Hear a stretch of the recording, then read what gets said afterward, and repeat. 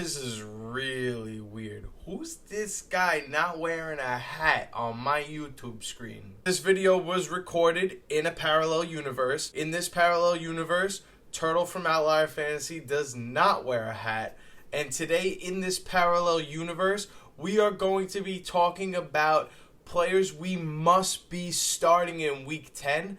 And I'm also going to throw a couple little nuggets of information as to players I like and that are high risk, but also, if you're willing to take that chance, a high reward. Now, enough of the nonsense.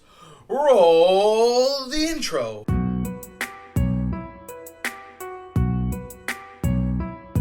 Let's start with the running back position. In Week 10, the first running back that we have to be putting in our lineups this week is none other than Tyrone Tracy of the New York Giants, who has a very early game Sunday morning all the way across the pond in London. If you didn't know this, and it's okay if you didn't know, because that's why you watch my videos, so you can get that information that these other folks don't talk about. And that juicy piece of info that big media doesn't want you to know about is that the Panthers are last. They're ranked 32nd out of 32 teams in fantasy points allowed to the running back spot this year. And not to mention, the Carolina Panthers allow over 1.5 touchdowns per game to the running backs on average. So forget about hoping that his full-size workload volume that he's been accruing and been handling very well, honestly, is any sign or worry. You know he's probably going to get in the end zone. And dare I say, he might go for another trip in the end zone after the first one. And not only is it a good matchup, of course, but like I just stated previously, Tyrone Tracy's been getting workhorse-like volume from the New York Giants. He's pushed Devin Singletary away. He's no longer a factor in this backfield, and Tyrone Tracy has stolen the job and done a very good job. And before we get into the second running back, let's have a quick word from our sponsor. I don't have a sponsor for this video, but if Monster Energy wants a sponsor, hit the DMs. I'm always available, always willing to work. The second running back we must be starting this week in Week 10 is Rhamondre Stevenson of the New England Patriots. Rhamondre Stevenson is on fire lately, scoring 4 touchdowns in his last 2 games, and now he's going to play the Chicago Bears, which is a great matchup, maybe not as great as the Carolina Panthers is as a matchup, but nonetheless, the Chicago Bears average over 5 yards per carry allowed to the running back position this year. With as good as Rhamondre Stevenson has been so far, despite his low efficiency of just under 4 yards a carry, we could expect Rhamondre Stevenson's efficiency to increase. And being that we know his 20-something touches per game isn't going anywhere, we could expect a monster day from Stevenson this week against the Bears. And I hear you all out there. For those that are like, Turtle, I need a win this week. I need somebody that gives me absolute upside. I'm willing to risk it for the biscuit. I cannot afford to lose, and I need to beat my opponent that I'm projected to lose to. Because don't worry, I'm in the same boat as you. But the high risk, high reward running back I have for us this week is Raheem Mostert of the Miami Dolphins. And the reason why we can trust him enough to play him in a high leverage spot like this is because his volume and his workload, though it's not impressive, his 10 to 12, his double-digit touches a game are safe as can be. He is a part of this offense no matter what. Devon Achane is miles and miles a better player, but that doesn't affect that he's going to get double-digit touches every single game, whether Achane's hurt or Achane's in the lineup. The Rams are not the matchup that the Panthers or the Chicago Bears are, which is why this makes this a high-risk, high-reward play. But the combination here of guaranteed workload and good enough matchup to take advantage of, though it's not one of the best in the league, we can feel confident about rolling out Raheem Mostert in terms of that upside is definitely going to be there, as the Rams give up an average of almost one touchdown a game to running backs. So there is an opportunity here for Raheem Mostert to fall in the end zone with his limited carries. Now let's move on to the wide receivers. I don't know why I felt the need to point. I guess it's just I like to talk with my hands. But the first wide receiver we need to start this week is Jameson Williams of the Detroit Lions. And what makes JMO a really interesting play this week is that when he's on the field, he's been incredibly productive.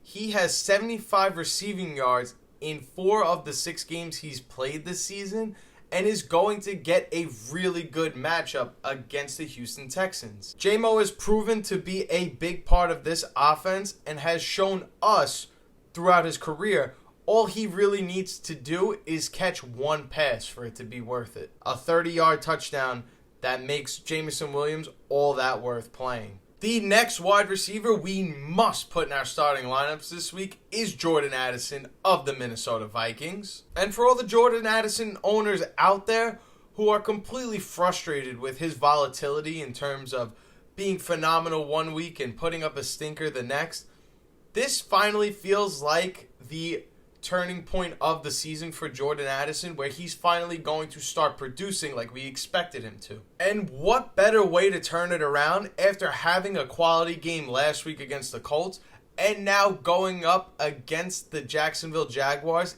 in Jacksonville, who are 31st, so second to last in terms of fantasy points allowed to the wide receiver position.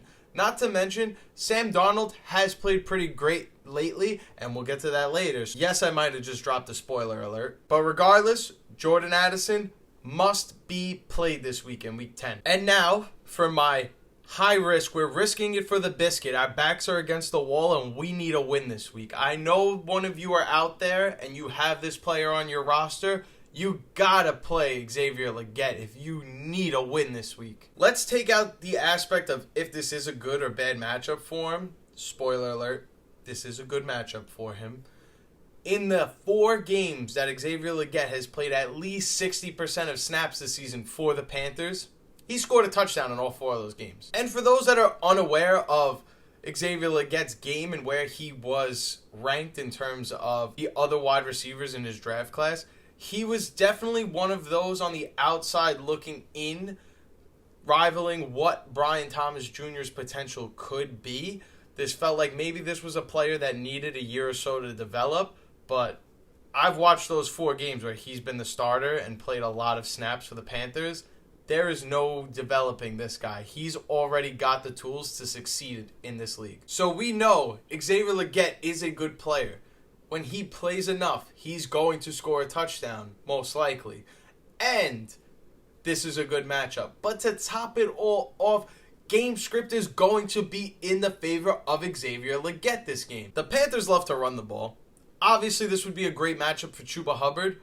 But on the other side of the ball, the Panthers cannot stop the run. They're even worse than the Giants. If Tyrone Tracy gets going and he is eating away time of possession and the Panthers can't put together sustainable drives and run the football like they want to, this team is going to be trailing. This team is going to rely on Xavier Legette more than it's ever had to. So with all of that being said, he has to be a high-risk, high-reward play this week. He's not somebody that I advise because, of course, Bryce Young could struggle, and Bryce Young could have a tough time getting him the ball and getting him an opportunity to score in the end zone. But this is a high-risk, high-reward. This is somebody that could end up scoring 2 touchdowns or having a monster day across the pond. And I don't want to be the one who has him on my bench saying, oh man, what could have been for me this week? But that's enough rambling about one guy. Let's go to the next position, the tight ends. The first tight end is Mike Gesicki of the Cincinnati Bengals. And I know what you're going to say. Turtle, you just said don't pick him up. Pick up Jonnu Smith. You can play Jonnu Smith this week, and I do like that.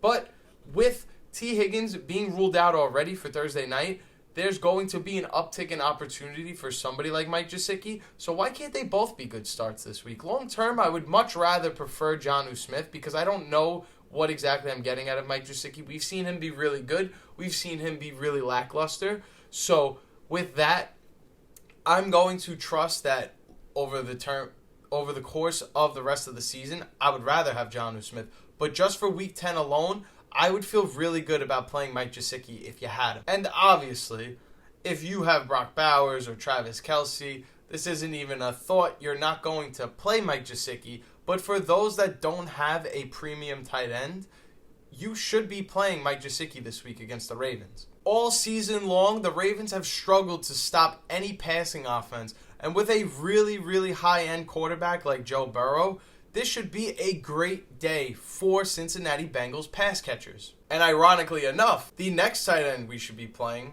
in the same game mind you, is Mark Andrews of the Baltimore Ravens. And Mark is another one of these players that has had great weeks, has had weeks where you literally have not wanted to play him, like 0 points 2 weeks in a row. But the Cincinnati Bengals are 25th in terms of fantasy points allowed to the tight end position. So we know this is a good matchup. This is a game where both teams should be scoring a lot, getting a ton of yards, which means a ton of opportunities for everybody in this game. So if you have anybody, you should be playing them. But more specifically, start these tight ends. And the last position, let's go over the quarterbacks very quickly. There are two quarterbacks that I absolutely love this week that, no, they're not the prettiest names, but they must be started. The first quarterback is Brock Purdy. And Brock Purdy is going up against the Tampa Bay Buccaneers, who are 31st, so that's second to last in the entire NFL in terms of fantasy points allowed to the quarterback position. I don't know if we could really consider Monday Night Football a short rest situation for the Tampa Bay Bucs, but what I do know is the San Francisco 49ers were sitting on their couches last week preparing for this Week 10 matchup. So given that they have that extra week of rest, it's a great matchup for them as it is. I would feel really good about playing the 49ers quarterback Brock Purdy and the pass-catching options that come along with it. So if you have Jawan Jennings and you feel like playing him, I think it's a dart throw if Deebo Samuel plays, but sure, go ahead and play him. If you have Deebo Samuel, definitely throw him in your lineup. And the second quarterback we must be starting this week, roll him out again for a second week in a row. He balled out last week, even though the beginning of that game was ugly as can be. That is Sam Darnold of the Vikings, who's playing the Jacksonville Jaguars. And the Jacksonville Jaguars are just a complete mismatch in the secondary for any quarterback or receiver. So if we like Jordan Addison, we got to take Sam Darnold for the ride with him. The Jaguars are last in the NFL in terms of fantasy points allowed to the quarterback position. So again, we got to feel good about playing Darnold this week. He just came off of a really good game.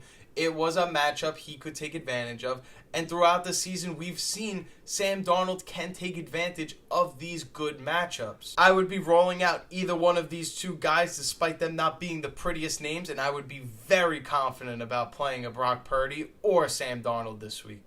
And I would be afraid if you were playing one of those guys this week and the team that you're versing has the stones to start either one of them. But those are my players that I think are must-starts this week in Week 10.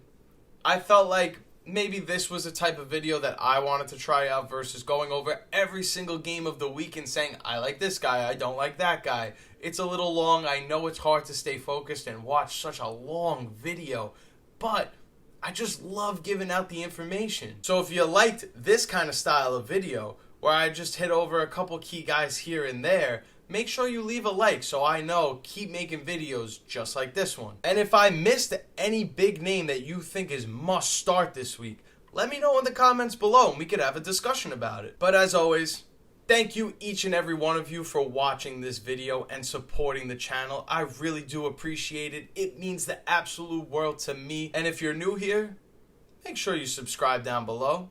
It doesn't cost you anything, but would go a really long way in terms of getting my videos out to more and more fantasy football viewers. Like, let's be honest, nobody's trying to watch a guy who's only got a couple hundred subs. Maybe if I had a couple more hundred subs, people would be like, you know what? I'll give this guy a shot. But as always, again, thank you all so much for watching. My name is Turtle. I'm signing out, and I will see you in the next video. Peace.